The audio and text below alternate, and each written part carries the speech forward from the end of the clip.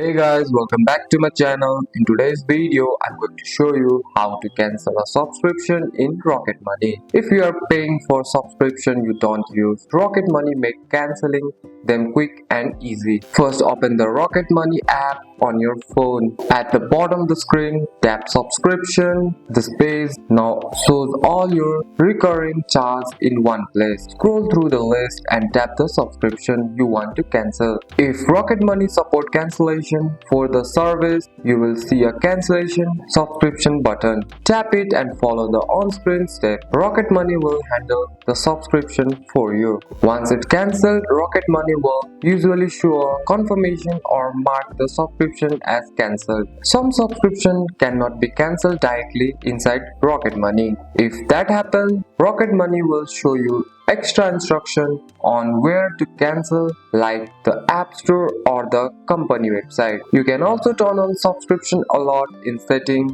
so Rocket Money warns you before you are charged again. And that's it. Using Rocket Money to cancel subscription like you save money fast and avoid supercharges. That's all for today's video guys. If you found this video helpful, drop a like and subscribe for more videos. Thanks for watching. See you in the next one.